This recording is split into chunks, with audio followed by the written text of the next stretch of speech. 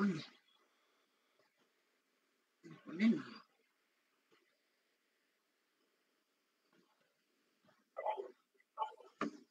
Empecé nomás, Valentina. Buenas tardes a todos. Tengo el gusto de saludarlos y darles la bienvenida a este evento organizado por la Dirección de Investigación, la Carrera de Letras y la Academia Literaria Caureí de la Facultad de Filosofía con la Academia Paraguaya de la Lengua Española, el Seminario Virtual Paraguay en el Mundo, Literatura Paraguaya y Lengua Española, con el tema El bilingüismo y el transidioma en Paraguay, que tendrá como expositor al profesor Guillerme von Stever de la Universidad Emory de los Estados Unidos. Para darles una pequeña pincelada, el profesor Guillerme von Stever recibió su licenciatura en lengua española de la Universidad Lee University de Cleveland y actualmente se encuentra cursando los estudios de PhD en estudios hispánicos en la Universidad Emory en Atlanta, Georgia, Estados Unidos. Él está investigando el área de bilingüismo en nuestro país y ya ha presentado en diferentes conferencias y ponencias sobre el tema en Estados Unidos y en otros países. Damos la bienvenida al profesor Guillerme, que nos estará compartiendo su ponencia esta tarde. Bienvenido, profesor. Buenas noches a todos. Muchísimas gracias, profesora Valentina, y a todos los organizadores de este evento. Para mí es un honor tremendo poder estar acá hablando con todos ustedes y a la audiencia que nos acompaña en Paraguay y más allá. Les agradezco esta invitación y la cálida recepción que me dio la profesora Valentina. Bueno, antes de comenzar con cualquier cosa relacionada a mi presentación, me gustaría aclarar, en el programa decía que yo soy doctor. Bueno, todavía no lo soy. Estoy a una tesis de distancia de eso, así que ya dentro de 1 o 2 años tal vez me podrán llamar así. Pero por el momento todavía no. Estoy cursando el doctorado. Bien, voy a comenzar mi presentación.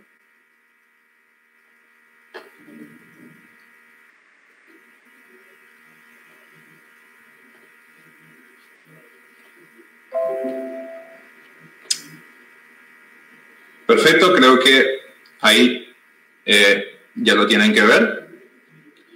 Y así como lo adelantó la profesora Valentina Canese, el tema de la presentación de esta noche es el bilingüismo y el transidioma en el Paraguay. Mi nombre es Guillerme von Stever y estudio en la Universidad Emory en Atlanta. Mis estudios, a pesar de estar en un programa interdisciplinario, se enfocan en la sociolingüística y más específicamente en la sociolingüística cualitativa. Bien, antes de comenzar con la presentación, me gustaría compartirles un poco de la historia del escritor Junot Díaz. En años recientes, el escritor dominicano-americano Junot Díaz se ha establecido como uno de los novelistas más prominentes en Estados Unidos.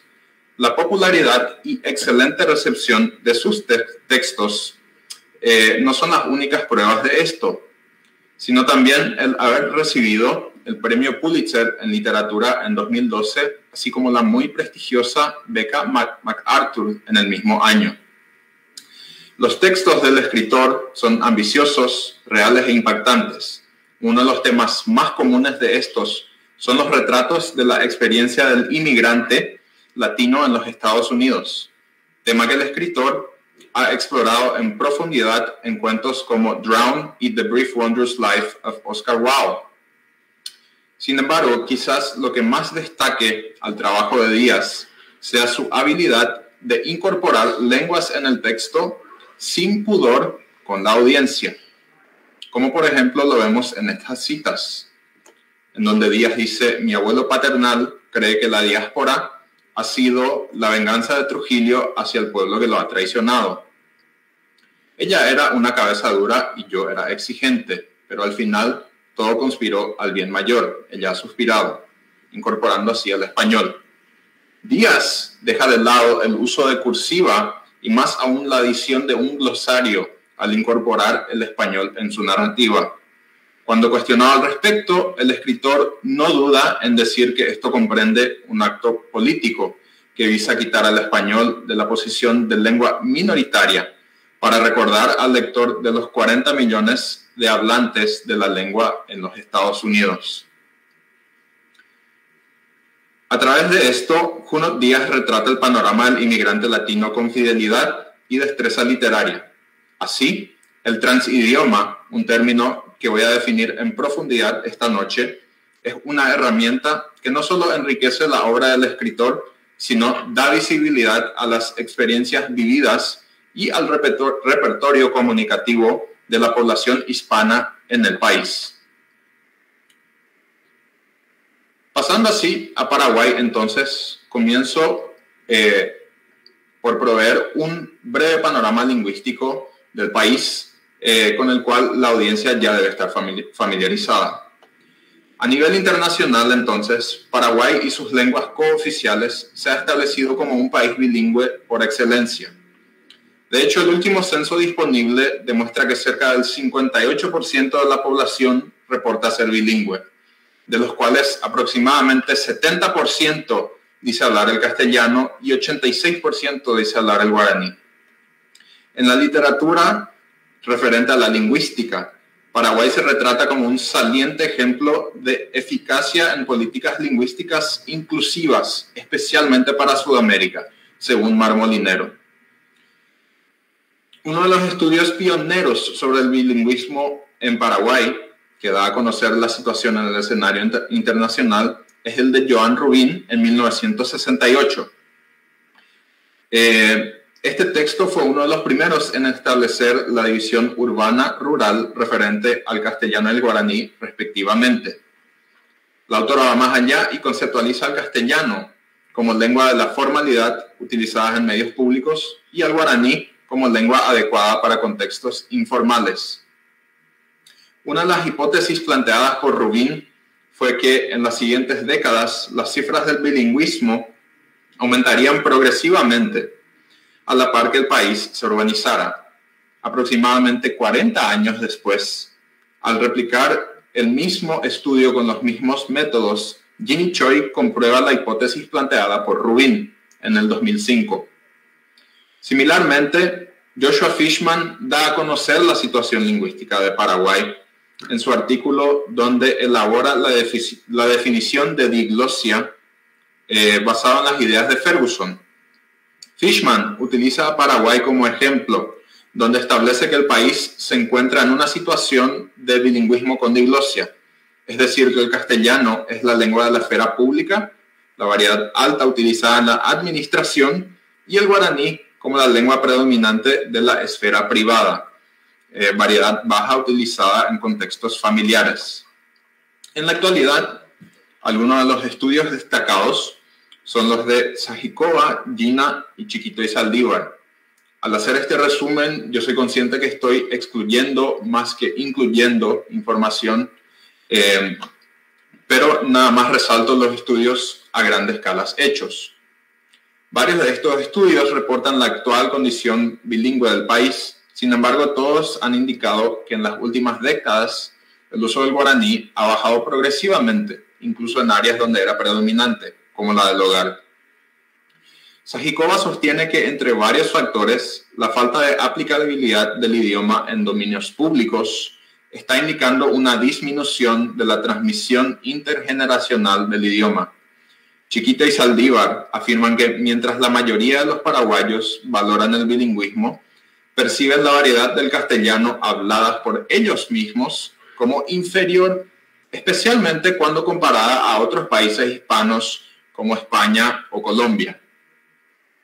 Ya Jinan arguye que mientras que los padres que se identifican como guaraní hablantes tienden actitudes positivas hacia el guaraní, ellos tienen la tendencia de criar a sus hijos predominantemente en castellano, ya que anticipan que esa será la realidad que sus hijos encontrarán en las esferas públicas.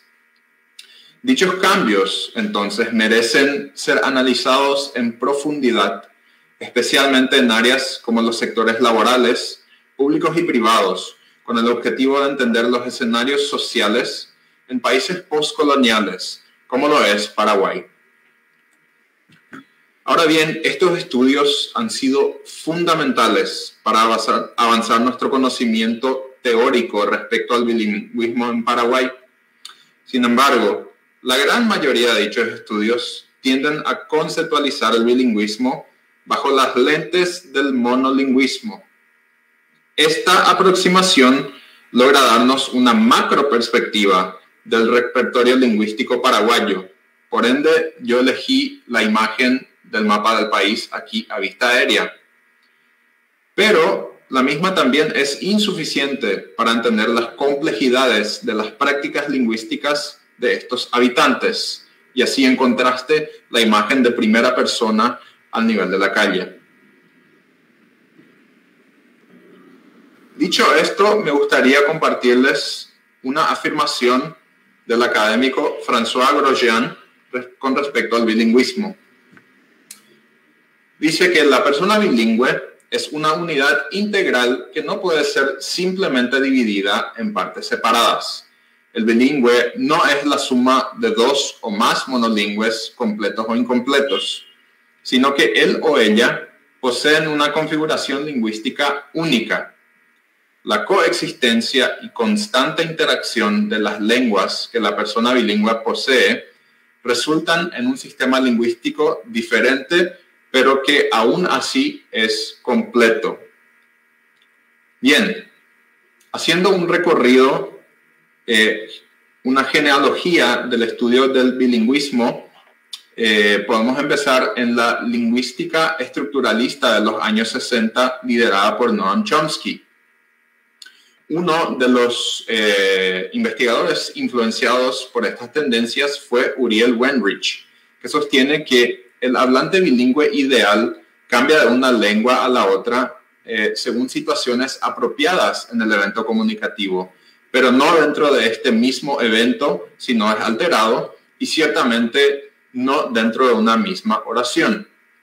Esta afirmación refleja a creencias de la época alineadas con el estructuralismo, que sostienen que cualquier tipo de variación lingüística es una desviación del habla normal. En contraste, tenemos a otros investigadores como William Labov, Del Hymes y Basil Bernstein en la época, que desafían estos conceptos y van iniciando el campo conocido como la sociolingüística. Uno de los pioneros en enfrentar esta noción fue el lingüista y antropólogo Del Hymes.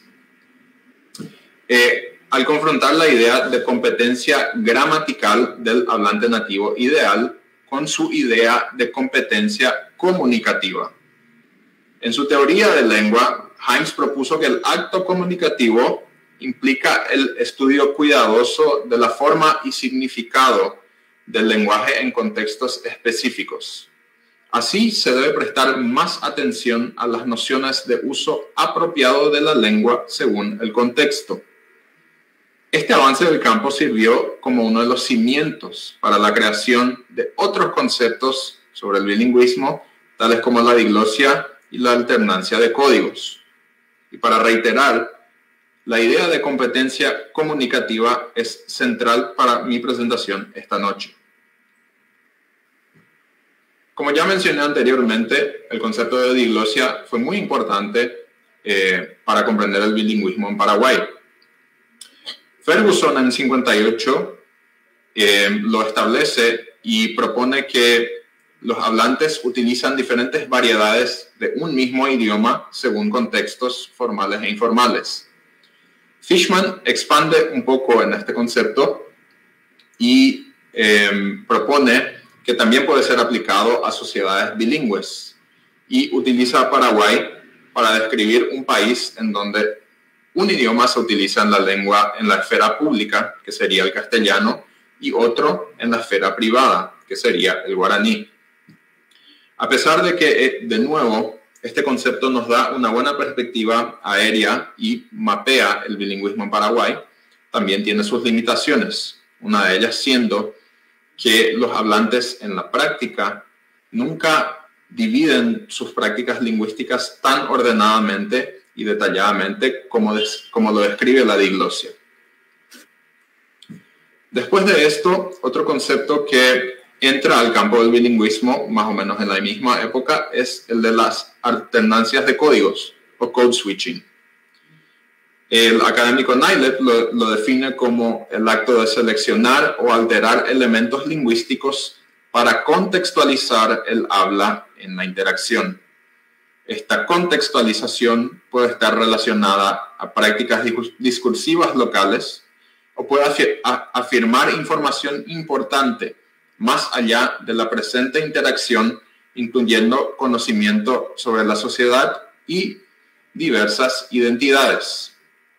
La alternancia de códigos consiste en incorporar elementos lingüísticos y tal vez un poco más allá en las interacciones entre dos personas o más dentro de una misma oración o entre oraciones. También fue un concepto muy útil, pero como todo lo anterior, recibe ciertas críticas. Las críticas realizadas a la teoría de alternancia de códigos son similares a las que recibe la diglosia. Ofelia García condensa varias de estas al afirmar que las lenguas no se encuentran en compartimentos diglósicos, sino se asolapan, intersectan e interconectan en una fusión de lenguas, dialectos y sistemas semióticos. Y todos estos conforman el repertorio comunicativo de un individuo. La principal limitación, así, de la alternancia de códigos es asumir que el hablante bilingüe opera en base a dos códigos lingüísticos separados, lo cual alude más hacia las ideas de Weinreich que a las que sostiene el transidioma. Dicho todo eso, ahora paso al transidioma, también conocido como translengua o en el inglés translanguaging. El transidioma es un concepto que ha avanzado el campo del bilingüismo a nuevos horizontes. Ricardo Otegi y sus colegas lo definen como la utilización total del repertorio lingüístico del hablante sin atención a adherirse a los límites definidos social y políticamente de las lenguas nombradas, que serían el castellano, el inglés, etc. Generalmente estas lenguas son nacionales o del Estado. Esta idea amplía el concepto del bilingüismo al adoptar una perspectiva más descriptiva de las prácticas lingüísticas del hablante. El transidioma contende con la alternancia de códigos al resaltar la capacidad e iniciativa del hablante al infringir voluntariamente las reglas de variedades percibidas como estándar de dos o más lenguas. De esta forma, el concepto aumenta la percepción que la competencia lingüística bilingüe comprende el dominio de dos códigos distintos.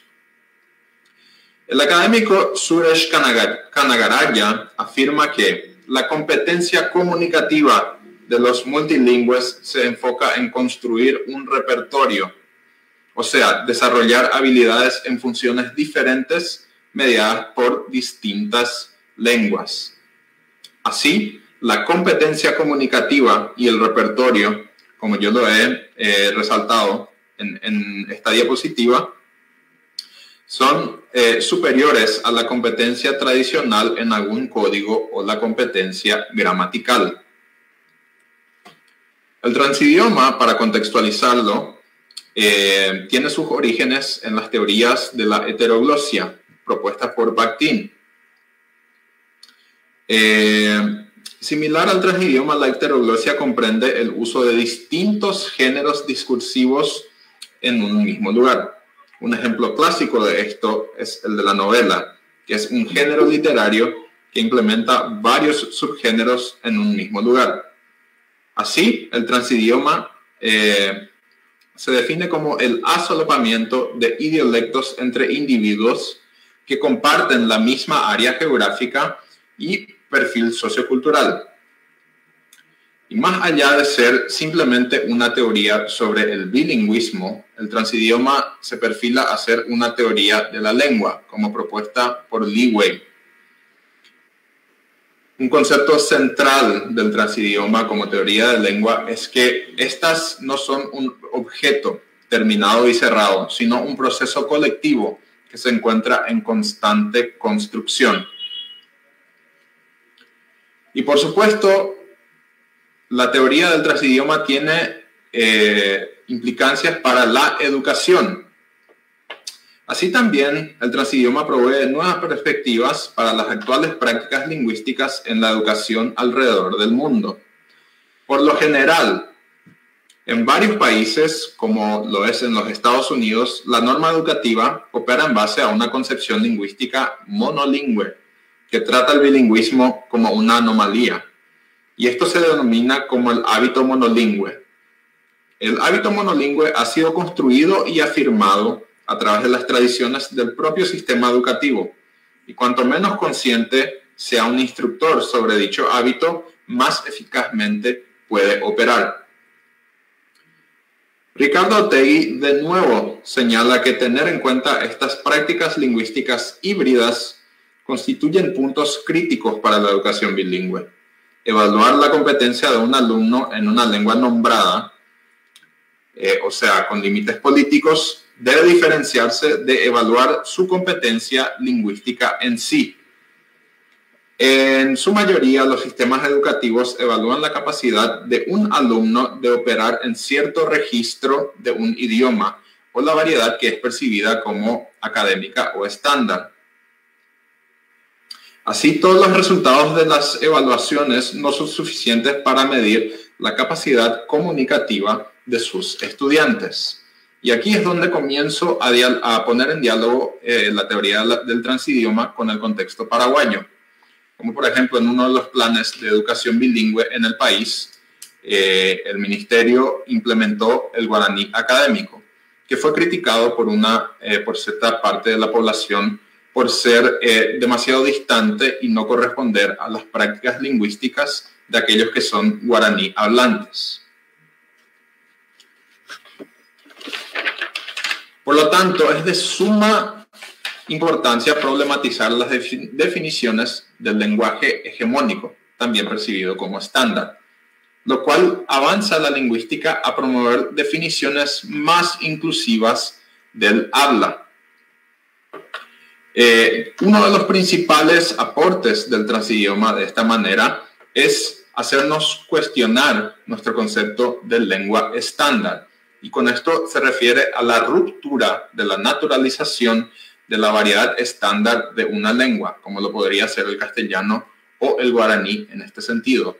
Las lenguas estándares son el antónimo de lo natural, son altamente sintéticas y no pueden ser aceptadas como naturales, lo cual puede tener efectos muy nocivos para un estudiante y su desarrollo cognitivo.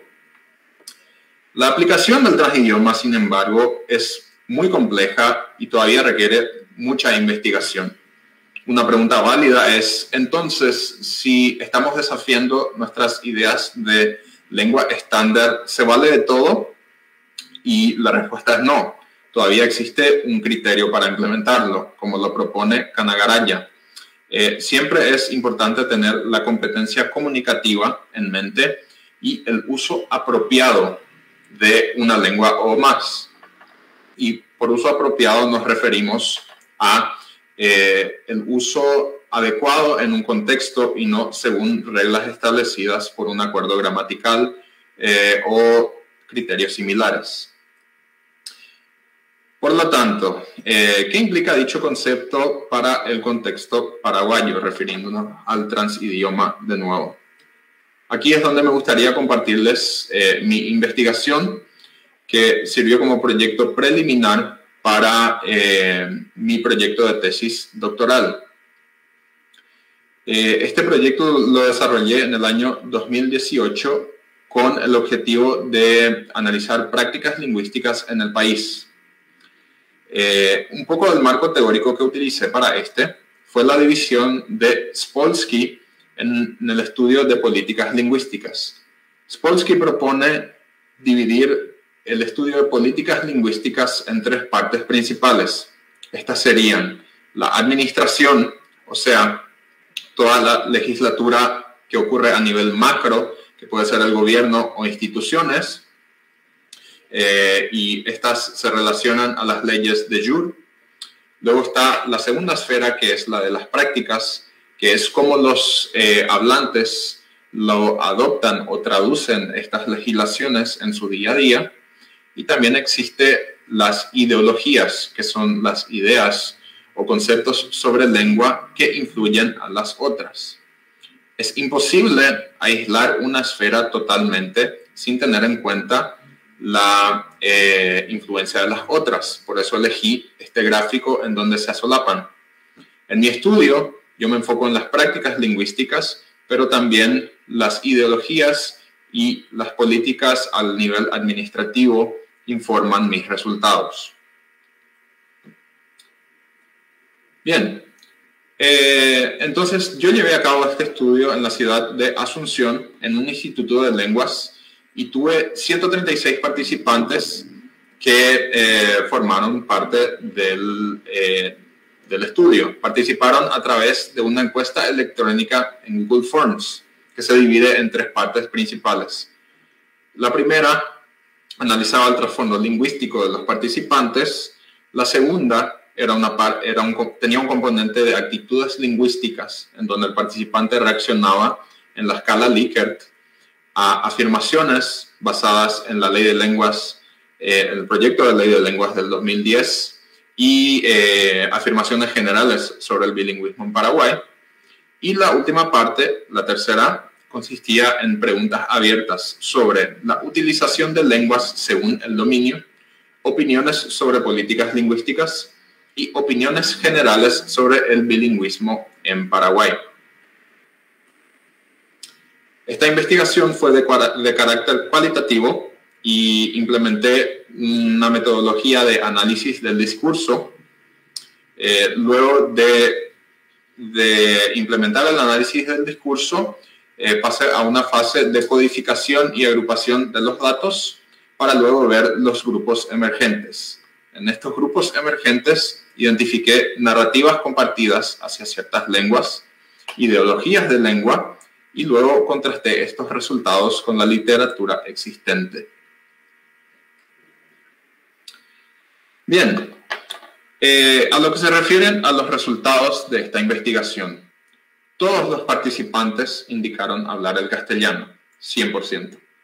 81% de ellos indicaron hablar el guaraní, lo cual curiosamente corresponde a los datos del último censo disponible.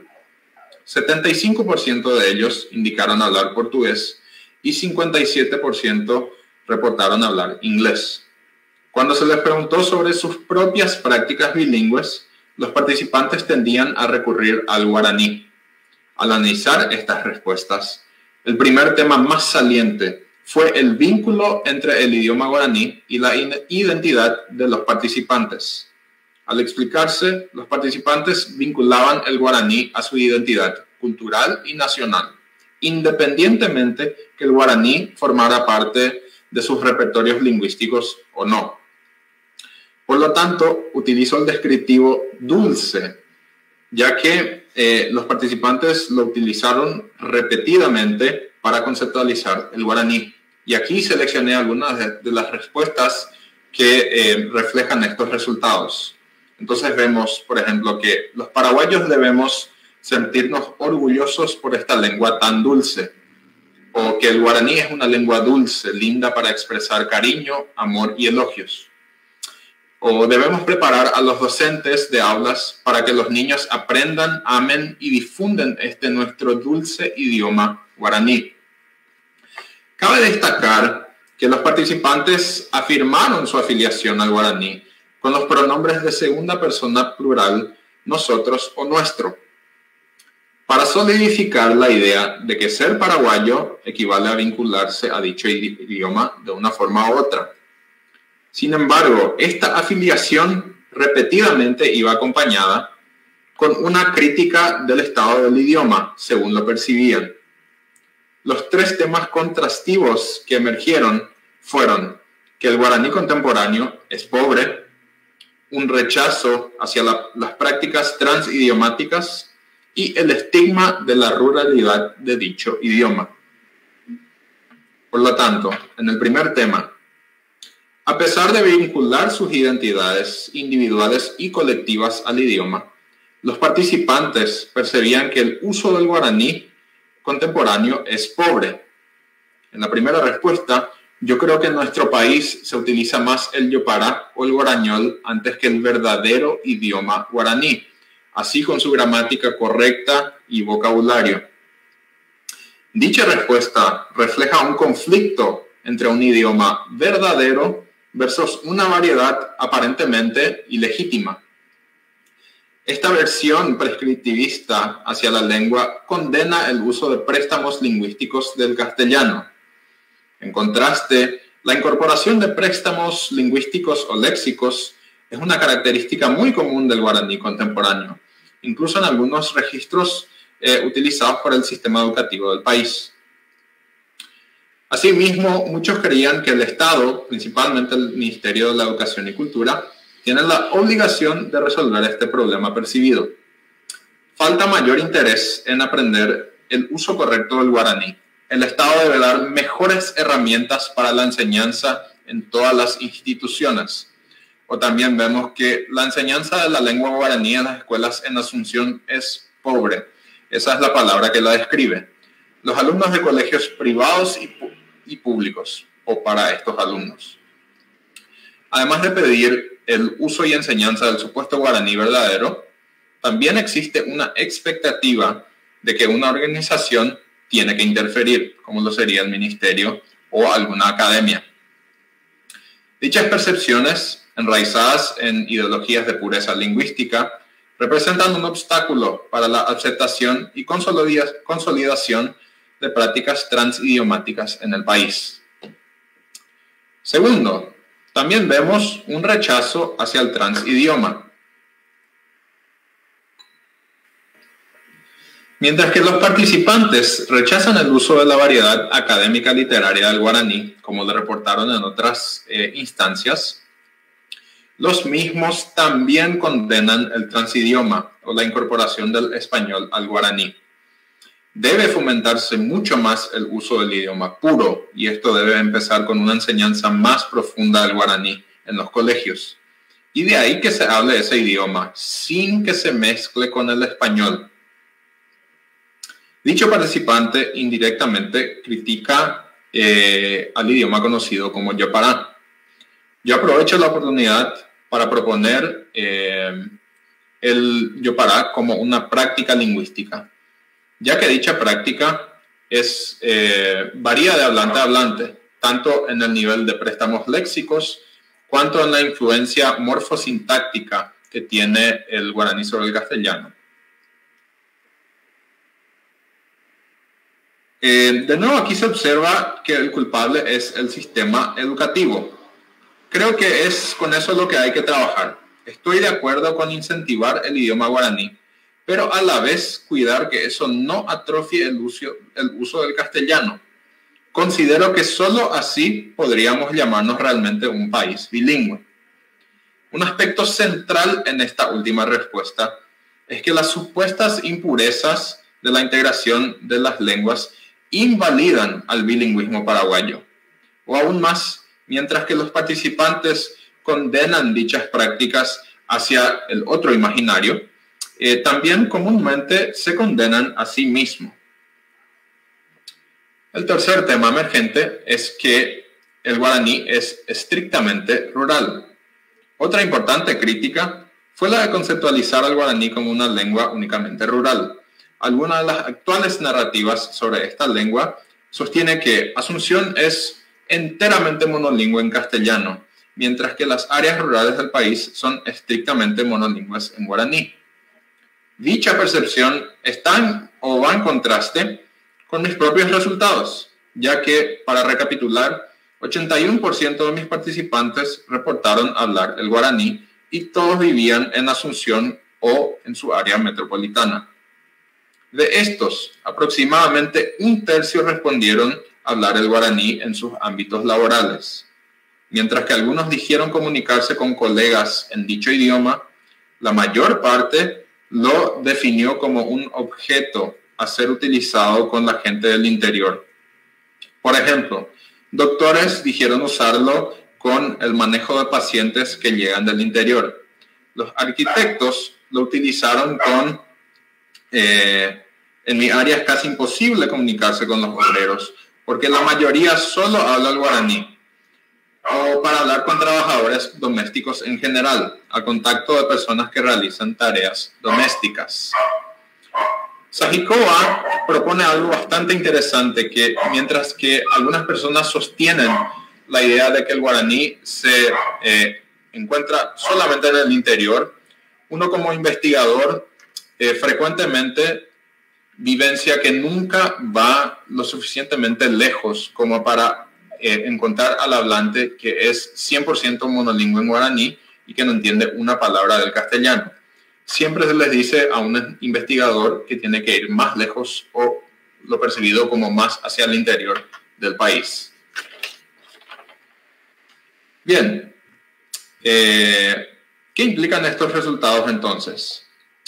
Las concepciones de los participantes ilustraron circunstancias donde sus propias prácticas transidiomáticas, así como su percepción hacia las prácticas de los demás, coexisten tensamente con ideologías monolingües. Dichas tensiones dan lugar a inseguridades lingüísticas en los hablantes y los impide incorporar el transidioma libremente. Según estos participantes en mi estudio, mientras que el bilingüismo es central para la mayoría de los paraguayos, el mismo debe pasar por reformas estructurales. Aunque el otro imaginario maneja al menos 2 idiomas, lo hace pobremente. Esto se aplica al azuceno, que supuestamente no sabe nada del guaraní, y más aún al monolingüe guaraní del interior, quien no entiende nada del castellano. Y ahora resalto otra respuesta. Otro tema que es bastante preocupante, al menos para mí, son los niños y adultos que viven en el interior y solamente hablan en guaraní y no entienden el español porque casi nunca lo escucharon. Después son blancos de burlas crueles en las escuelas capitalinas, en el ámbito social y laboral, porque tratan de hablar el español, pero lo hacen terriblemente mal. A esa clase de personas se les tiene que enseñar el español como si fuera que es un idioma extranjero.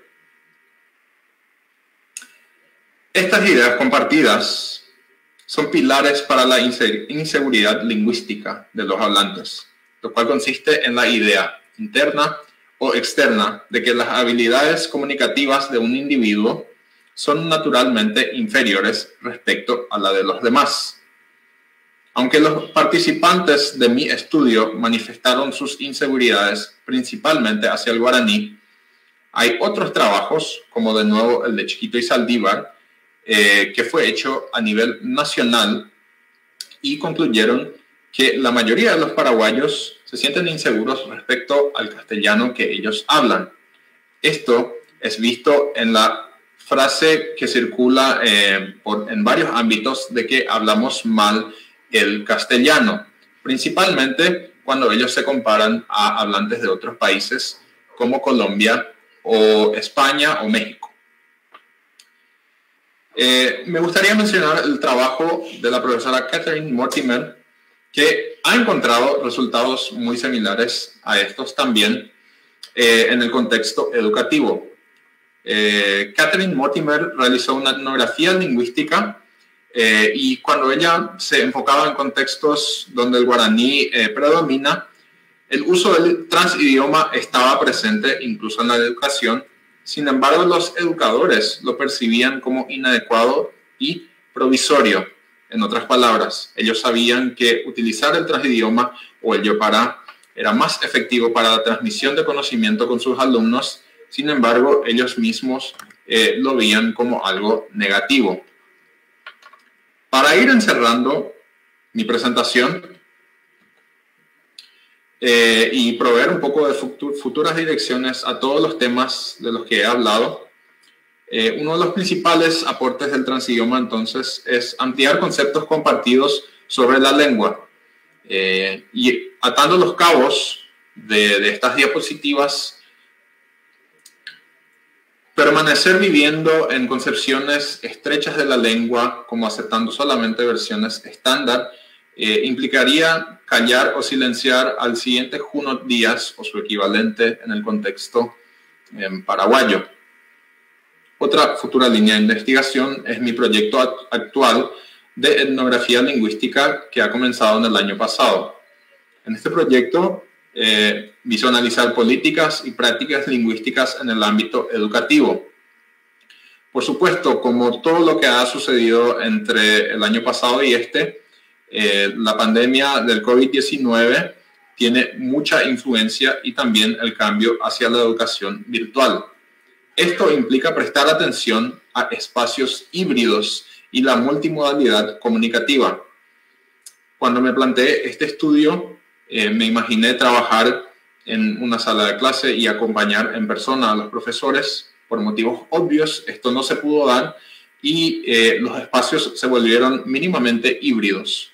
La mayor parte de las clases se daban a través de este medio, pero recientemente las clases han vuelto a lo presencial y ya existe una fluidez en qué consiste un espacio híbrido, y esto tiene muy grandes implicaciones para las prácticas lingüísticas. Y ahí es donde entra la multimodalidad comunicativa, porque cabe resaltar que ya en mis resultados preliminares, por ejemplo, los profesores utilizan mucho lo que sería Google Meets o Google Classroom e inclusive el WhatsApp, que son medios que tradicionalmente están preparados para los idiomas más globalizados como el español, y los hablantes de lenguas minoritarias tal vez pueden estar en desventajas. Así que son cambios que merecen mucha atención. También planteo este estudio respecto a la Ley de Lenguas del 2010, que cabe mencionar que hace pocas semanas, en junio del 2021, se efectivizó y todas las cláusulas en teoría entraron en vigor. Me interesa saber cómo esto se va a aplicar ahora principalmente en contextos de pandemia, tanto para la educación cuanto en los ámbitos laborales. Y por último, voy encerrando esta presentación y ya también abriendo el espacio para comentarios y preguntas, dejándoles esta pregunta. En Paraguay, ¿qué medidas dan lugar a políticas lingüísticas en el significado amplio, como lo demostraba mi gráfico, en las prácticas lingüísticas, en la legislatura y en las ideologías, que sean más inclusivas y representativas en el país? Muchísimas gracias por su atención y ahora le devuelvo la palabra a la profesora Valentina Canese. Bueno, muchísimas gracias, Guillermo, por la excelente presentación. Realmente hiciste un resumen muy interesante de todo lo referente al contexto sociolingüístico de nuestro país, las cuestiones relacionadas a las políticas lingüísticas y sobre todo cuestiones que me interesan mucho referente a lo que son las ideologías lingüísticas y las prácticas comunicativas desde el punto de vista teórico y luego para aplicarlas a tu propio estudio, que me recuerda bastante también al estudio de tesis doctoral que yo hice ya hace casi más de 10 años, hace ya casi 15 años, en el 2016 en 2006, perdón, me estoy quitando edad, que reflejan que este tipo de ideologías lingüísticas y este tipo de ideas se mantienen en el tiempo. Entonces, ya que estamos y como no estoy viendo preguntas desde el público, yo tenía algunas preguntas para vos respecto a lo que estuviste comentando, ¿verdad? Sobre todo las implicancias que nos estuviste compartiendo de tu estudio en referencia a el bilingüismo como un problema.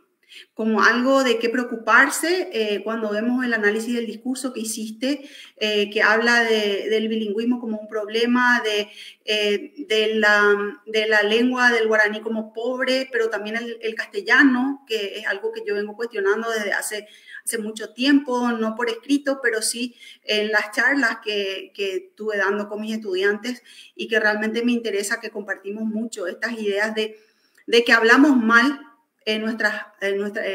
Acá hay una ideología lingüística instalada en nuestro país de que no se habla bien ni el español, ni el castellano, ni el guaraní. Entonces, eso es una de las cosas que realmente a mí me interesa saber de tu parte. ¿Qué implicancias vos pensás que tiene esta idea, esta ideología lingüística del bilingüismo como un problema, como algo de qué preocuparse, como te dijo uno de tus participantes? Porque muchos de los participantes en aquel entonces, 15 años atrás, también me comentaban a mí lo mismo.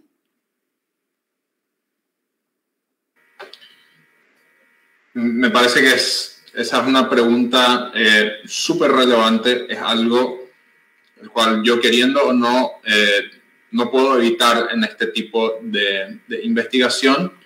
Y algo central, bueno, para empezar, yo creo que no tiene una respuesta definitiva, pero en conjunto debemos construirlo, ¿no? El conocimiento, a mi visión, en mi aproximación hacia estos estudios, es construido colectivamente. Entonces, dicho todo esto, me parece que es fundamental hacer eco a algo que dije durante la presentación, que es desafiar la noción de el monolingüismo y lengua estándar en primer lugar. O sea, es muy importante tener esa concientización de que esa es una variedad sintética en la que lastimosamente somos medidos con esa regla. Sin embargo, las lenguas son sistemas vivos, son sistemas que siempre están cambiando, y en contextos como Paraguay, en donde hay tanto contacto cultural, donde las fronteras están tan cercas, es inevitable que las lenguas se cambien entre sí. Bueno, a mí ver el guaraní, uno de los aspectos más interesantes al estudiar la cuestión del bilingüismo acá es que el guaraní numéricamente tiene más hablantes que el castellano, según lo que sabíamos hasta hace poco por lo menos, pero es una lengua que fue reducida en su posición, ¿no? El castellano viene y se interpone lastimosamente a la mayoría de los hablantes. Entonces hay algunas cuestiones tal vez políticas, algunos hechos históricos que nos llevan hasta este momento, y es muy importante reconocer esa parte de la historia o los procesos que nos llevaron hasta aquí hoy en día, pero sin embargo no hay por qué seguir viviendo en esta misma posición. El guaraní tiene mucho potencial para establecerse en otros dominios. Y bueno, no solamente el guaraní, no estoy hablando en el sentido amplio del idioma, como lo hice durante toda la presentación. Las personas tienen repertorios bilingües que son muy extensos. Entonces, aceptar esta hibridez nos puede realmente comenzar a indicar soluciones, nos puede comenzar a mostrar qué constituirían dominios tanto públicos cuanto privados en donde ambas lenguas sean aceptadas. Espero haber contestado un poco de tu pregunta, profesora Canese. Sí, por otro lado, también quería plantearte el cuestionamiento de la diglosia en el Paraguay, ¿verdad? Que ya fue cuestionado bastante, ¿verdad? Del guaraní como la lengua rural, y que lo cuestionaste en tu presentación, ¿verdad?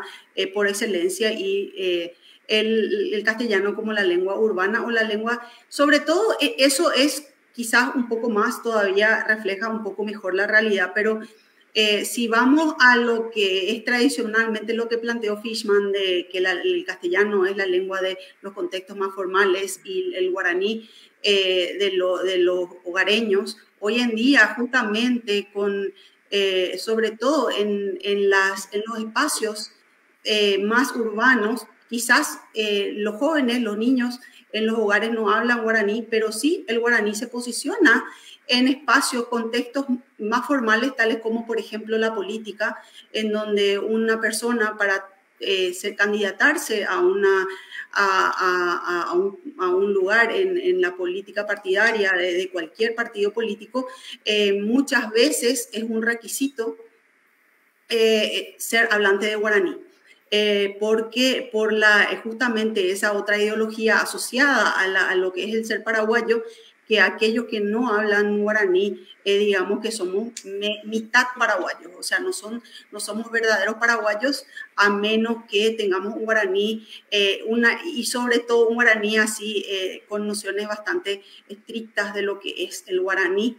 Entonces, yo quisiera que a partir del análisis que vos estás haciendo, que me digas de qué manera estos cuestionamientos de purismo lingüístico, de separación de las lenguas, esto se puede plantear para fortalecer los espacios en donde nuestras lenguas puedan tener una vitalidad mayor, y de qué manera esto, sobre todo en contextos educativos, se puede potenciar para que justamente estas ideas sobre lo que es correcto o lo que es pobre o lo que es dulce sean cuestionadas y quizás en algunos otros casos aceptadas para promover eso que es lo que estás conversando, que es la vitalidad y la lengua viva que existe en todos los hablantes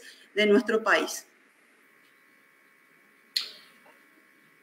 Bien, otra pregunta excelente de nuevo. Yo creo que vale mencionar que a mi entender estos conceptos no son anulados por teorías nuevas, como lo es el de la diglosia, sino que son ampliados. La diglosia realmente nos provee un mapa a gran escala de cómo más o menos se dividen, cómo está hecha la división de idiomas en el Paraguay. Sino que en práctica, así como las fronteras políticas también nos dan una analogía visual muy buena, las fronteras políticas son imaginarias, pero son mucho más fluidas en práctica para las personas que viven en fronteras, en territorios fronterizos, y estos no necesariamente respetan las líneas que el Estado se ha imaginado. Bueno, de igual manera yo creo que el concepto de cultura lingüística viene a completar varias de las limitaciones que tiene la diglosia. La cultura lingüística está un poco relacionada con lo que sea prácticas, y el guaraní es un idioma de cultura lingüística más oral, y entonces a mi ver cabe a los hablantes digamos, empujarlo o establecerlo, demostrar que también tiene su lugar en un debate académico, en un discurso, bueno, en el discurso político lo vemos, ¿no? Pero que el guaraní también tiene su lugar en las redes sociales, que tiene su lugar en las artes. Entonces, para mí, ese cambio en la cultura lingüística se puede dar a través de figuras influyentes en nuestra sociedad, como lo puede ser, por ejemplo, una obra literaria o una canción. Hace poco este grupo Tierra Adentro, con su canción Agüillé, ¿no?, vino a desafiar un poco nuestros límites. En el 2018 el New York Times empezó a hablar de la resignificación del guaraní en espacios donde estaba perdiendo lugar. Entonces hay, por más que sean minorías, hay segmentos de la población joven que igual están insistiendo en las prácticas lingüísticas más amplias del Paraguay. Entonces yo creo que es muy importante que le prestemos atención a la idea de cultura lingüística y cómo esta puede complementar a la diversidad, cómo esta nos puede enseñar que lenguas, insisto tanto en el guaraní porque termina siendo la lengua que es dejada de lado, la lengua minorizada, ¿no? Pero tal vez un encuentro entre nuestras dos lenguas principales o más, dependiendo del contexto, se pueda establecer en áreas de influencia, en áreas que tengan visibilidad, y no solamente el castellano como lengua que domina todo. Bueno, y para, no quiero extenderme demasiado, ¿verdad? Pero justamente conectando con lo que estás diciendo, yo también soy hablante híbrida de muchos idiomas y a veces me quiere salir el inglés. Quería preguntarte de algo que a mí me interesa mucho, que es el papel de la academia en lo que sería la resignificación de los espacios lingüísticos y el papel que quizás pueda tener la educación superior en elevar el estatus de la lengua guaraní a través de la incorporación del guaraní como una lengua de enseñanza, no solamente como una lengua enseñada, que es una propuesta que yo vengo verbalmente, oralmente, conversando con mis colegas desde hace un par de años, que así como lo hicieron en países como Israel y otros lugares, realmente mi idea es que justamente cuando se habla de pobreza en el idioma y bueno, realmente yo creo que un espacio muy válido, sobre todo si vamos a tener en cuenta estas cuestiones que vos hablás del papel que tiene guaraní en las diferentes profesiones, en los ámbitos profesionales, quizás con poblaciones de diferentes tipos, ¿verdad? Porque si uno va a ser político, tiene que hablar guaraní. Si uno va a ser profesional de cualquier área prácticamente en nuestro país, especialmente en áreas que tienen que ver con lo rural, es una necesidad percibida justamente. Y de qué manera nosotros desde la educación superior, desde la academia, ¿qué podemos proponer para que estos espacios transidiomáticos que puedan potencializarse en estos ámbitos más académicos? Bien, yo creo que cabe mencionar para la respuesta a estos asuntos que el idioma estándar, de nuevo, no puede ser descartado simplemente por una teoría nueva, ¿no? De hecho, que si estamos hablando de poblaciones que tienen barreras lingüísticas, en algunos casos el dominio del idioma estándar en realidad es una herramienta de movilización social, ¿no? Entonces es usar un poco la hegemonía contra ella misma. El problema de eso es que no todos tienen acceso a poder dominar este código que es considerado como académico, ¿no? Y ahí es donde está el problema.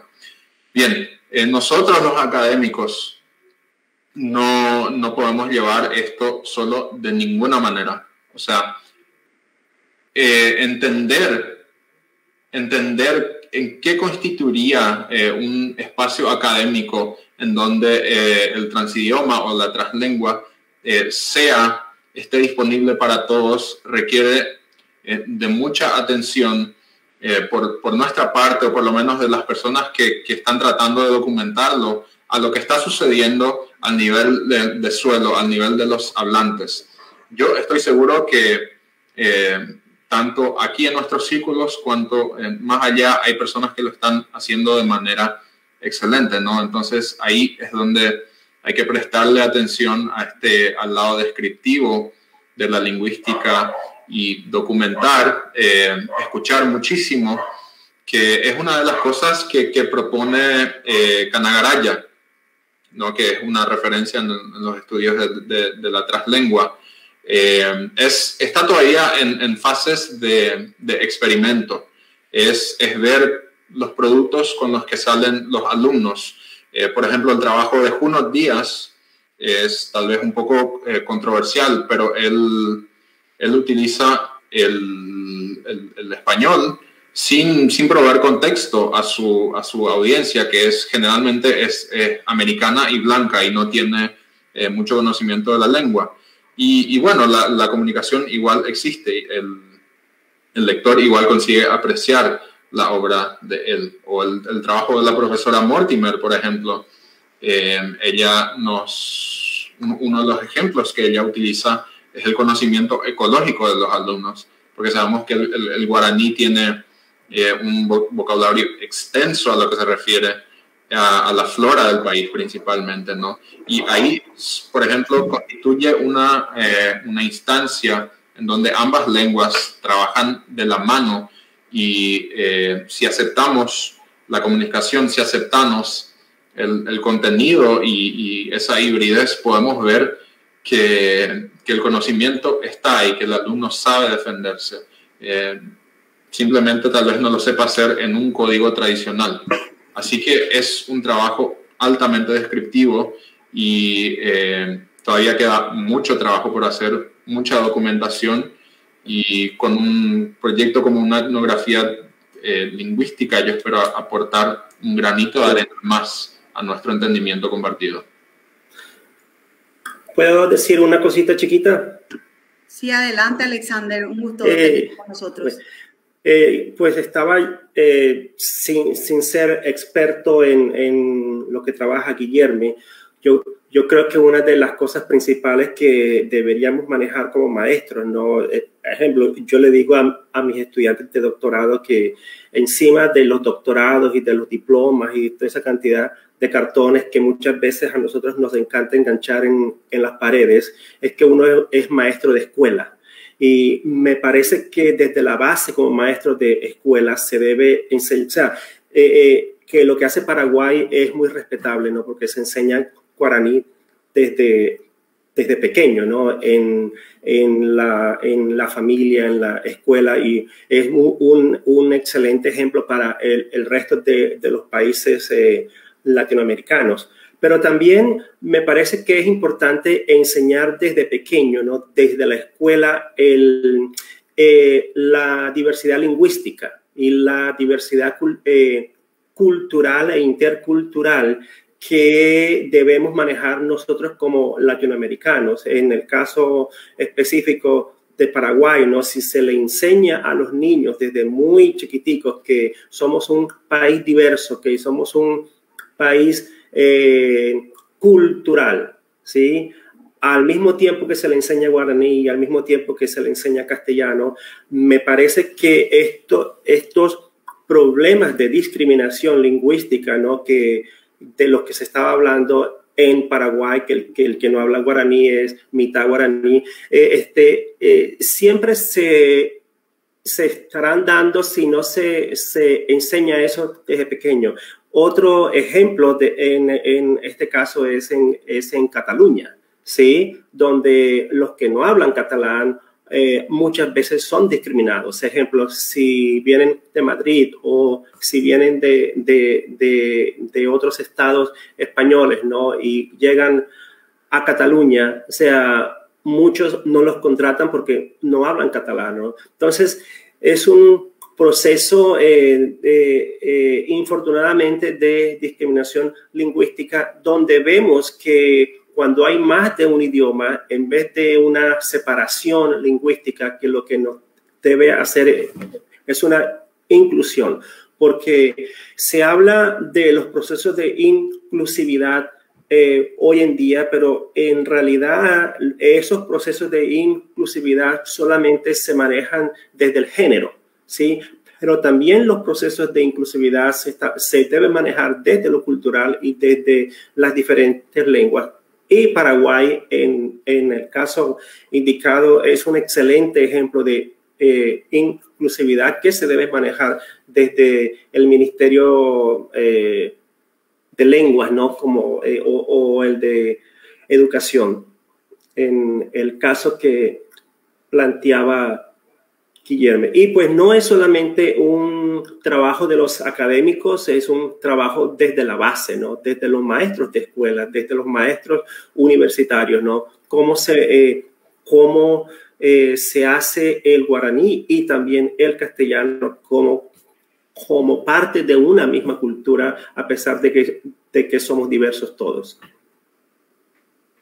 Ese aspecto es fundamental lo que está mencionando Alexander, porque lo que estuvimos discutiendo aquí también, crear estos espacios donde se posibiliten las prácticas lingüísticas más inclusivas, que ya son una realidad para los hablantes, son un fenómeno local y varían según en dónde estemos hablando en el país, ¿no? La Constitución ya lo prevé, que en partes donde el guaraní es predominante se tiene que invertir un poco la cosa. Entonces, también hay que tener en mente que hay que tener esa sensibilidad hacia el local y bueno, eso refuerza la idea de ser un movimiento de raíz que tiene que surgir no necesariamente de una institución, que es una de las críticas que yo estoy haciendo. La institución tiene un papel fundamental, pero no puede, la fórmula, como si fuera algo matemático, un concepto matemático, no puede venir directamente de una institucional local, sino que en realidad tiene que crecer como algo autóctono, como una solución que las propias comunidades, según sus prácticas, porque estas varían de lugar a lugar, van a proponerlo, ¿no? Y nuestras intervenciones tienen que estar alineadas con eso. Bueno, y para continuar con eso, ¿cómo propones vos entonces que las comunidades, digamos, que enfrenten esas ideas que vos estabas planteando sobre la pureza lingüística y quizá la pobreza, si bien dulce, de nuestras lenguas, vis-a-vis el fortalecimiento de las mismas? ¿Qué propones vos con respecto a esto? Ya que la institucionalidad, digamos que por lo menos en los papeles lo tenemos. Tenemos la Constitución que ampara, luego tuvimos ya hace un poco más de 10 años la Ley de Lenguas, que también, digamos que reglamenta los artículos constitucionales y que de alguna manera en algunos ámbitos se está empezando a reflejar algunas de las cuestiones que se establecen en esta ley, así como, por ejemplo, el establecimiento de la Academia de la Lengua y todo, pero eso son todas cuestiones institucionales, como decís vos, las políticas educativas que vinieron desde el Ministerio de Educación, ¿verdad? Que impusieron el guaraní como lengua de enseñanza o más bien lengua enseñada, pero para que los mismos hablantes se apropien de sus propias prácticas como válidas y que hagan valer esos derechos a la hora de enfrentarse a situaciones de todo tipo, formales tanto como informales.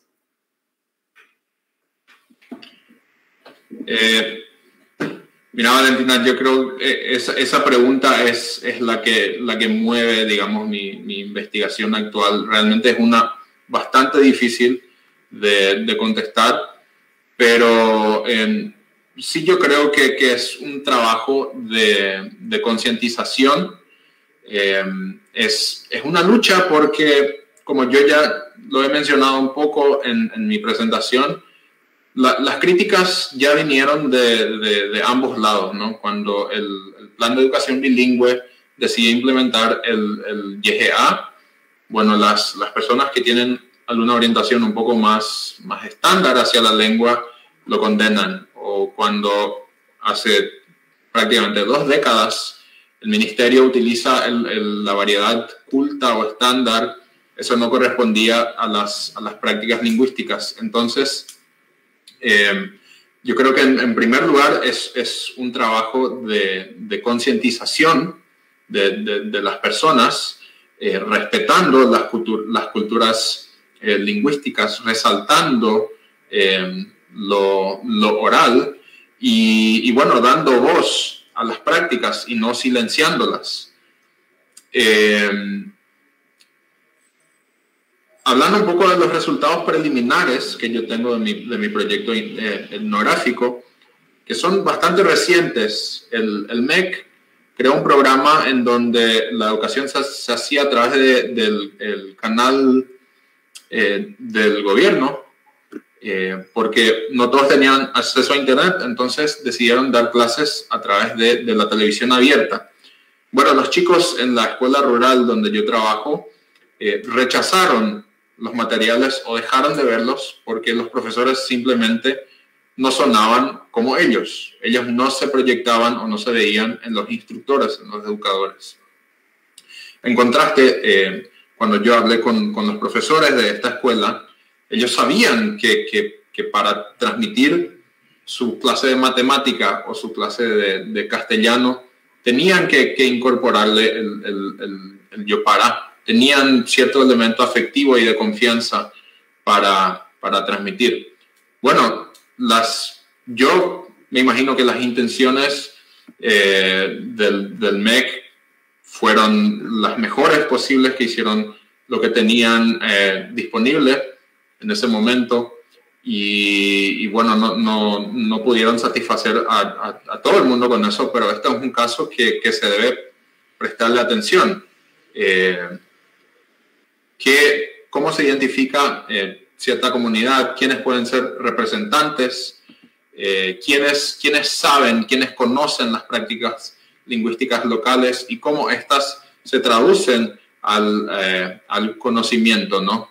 Y bueno, concientizar a las personas que, por ejemplo, tiene valor saber una variedad estándar. Yo no puedo ser hipócrita, yo ahora estoy utilizando la variedad estándar de un idioma para comunicarme con la audiencia y también es importante poder manejarlo. Y sí, la verdad que esto es extremadamente interesante, sobre todo para personas como yo que también nos interesa lo mismo. Y bueno, realmente quisiera agradecerte, Guillermo, por esta oportunidad de conversar sobre estas cuestiones. No veo la hora ya de que poder ver tus resultados de esta etnografía, ya que es muy interesante lo que nos estás comentando, sobre todo respecto a estos materiales producidos por el MEC, ¿verdad? Y de qué manera estos fueron quizás recibidos en el caso de tus participantes y quizás podríamos compararlo en otros contextos que recepción quizás tuvieron, ¿verdad? Entonces, es muy enriquecedor tenerte con nosotros.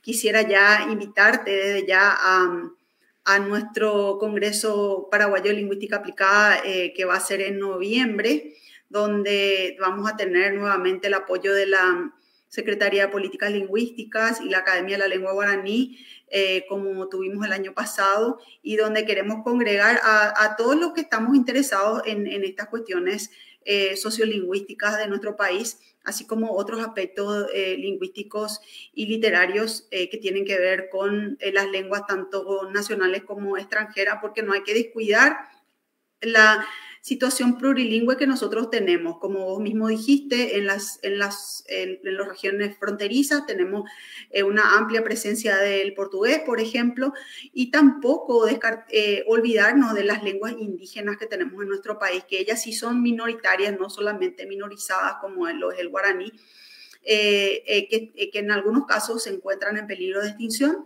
y que bueno, queremos ver cómo todo esto se puede, digamos que, cómo estas conversaciones nos llevan a tener nociones más amplias de lo que son las políticas lingüísticas, como vos lo presentaste desde Spolsky y de otros como Cooper, ¿verdad? Del planeamiento lingüístico y cuáles son todos los aspectos que existen muchas complejidades, ya que como la noción está tras idioma que presentás para analizar estas prácticas, nos muestra la realmente complejidad de los contextos en los que nosotros nos manejamos y realmente agradezco ¿verdad? Que estés con nosotros aquí.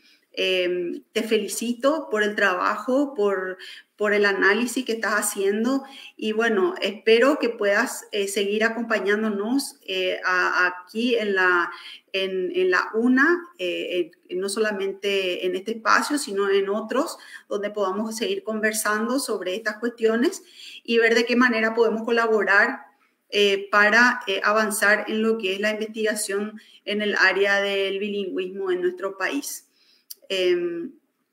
No sé si yo nada más quería hacer este agradecimiento antes de cerrar esto. No sé si hay alguna cosa más. También agradecer a Alexander por su presencia, mentor de Guillermo, y para luego ir ya al cierre del evento. No sé si quieres agregar algo más, Guillermo. Sí, no, por favor, yo quería agradecerte de nuevo personalmente y a todos los organizadores de este evento. Para mí, aparte de haber sido un honor, también fue un poco asustador estar acá frente a académicos tan reconocidos en el país, pero una experiencia tremenda de todas formas. De nuevo reitero que mi aproximación hacia la investigación es que el conocimiento es co-construido con otras personas. Ya no podemos estar en nuestros sillones de madera y bibliotecas teorizando. Tenemos que aprender de nuestros alumnos, de las poblaciones con las que trabajamos. Y realmente estoy muy curioso de ver si hay algún comentario en Facebook, porque, bueno, todo esto informa, todo esto colabora a lo que yo eventualmente será mi tesis doctoral. Y eso, espero que sea la primera de varias interacciones con este grupo. Bueno, y también, aquí, Guillermo, tengo una pregunta del Facebook justamente. Dice, a su parecer, ¿cuál sería la forma de encarar el sistema educativo, el bilingüismo? ¿Cuál sería el modelo de enseñanza de las lenguas en contextos diversos del bilingüismo? ¿Con qué herramientas lingüísticas didácticas se podría desarrollar la alfabetización en dos lenguas en contacto? Bueno, de nuevo tenemos una pregunta bastante compleja. La respuesta no es solo una, no puede ser formulaica, sino que esta debe estar bastante contextualizada al lugar y también tener en cuenta que los alumnos no son homogéneos, no podemos dar por sentado de que todos tienen el mismo repertorio lingüístico, ¿no? Entonces yo creo que cabe a la institución local, en primer lugar, identificar cuáles son las necesidades locales, porque estas van a variar. Yo trabajo en dos escuelas que son completamente distintas. Una es predominantemente manejan el castellano, incluso otras lenguas, y en otra se orienta más hacia el Yopará.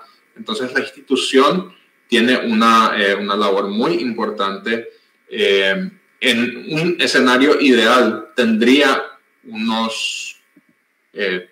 digamos, los materiales o con qué trabajar, algo que se le provea de parte del ministerio o en base a las literaturas lingüísticas, y así poder trabajar con los alumnos, siempre en diálogos con los padres también, porque los padres van a dar a conocer cuál es la realidad lingüística del lugar.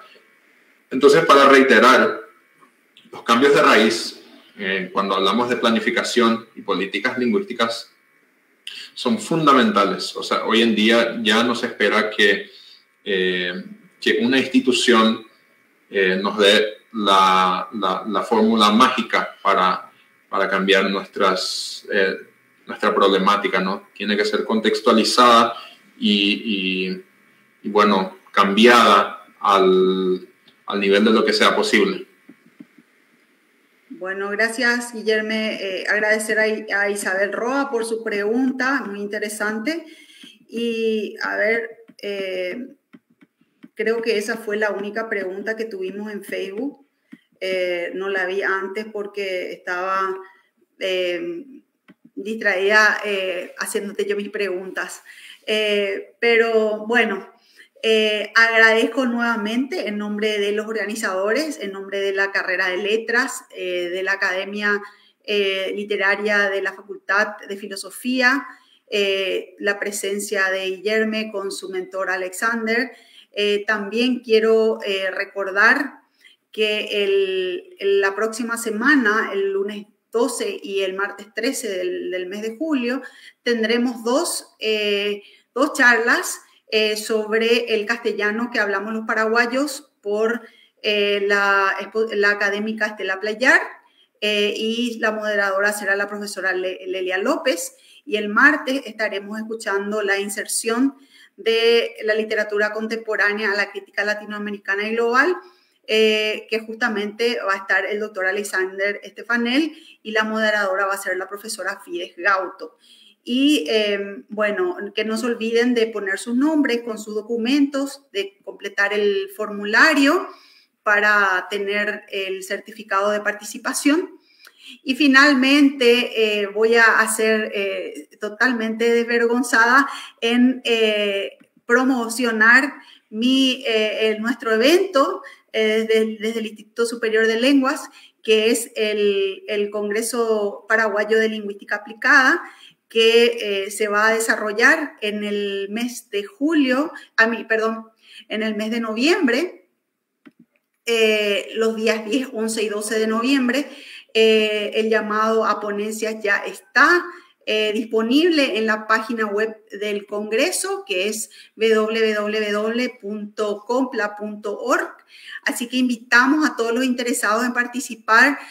Yo voy a estar convenciéndole aquí a nuestro conferencista Guillerme de también participar con nosotros en este evento que queremos justamente utilizar como un espacio más para las conversaciones académicas sobre todas estas cuestiones que nos interesan mucho a todos. Bueno, dejo de compartir la pantalla para no ser tan desvergonzada con mi promoción. Aquí en el chat del Facebook voy a poner el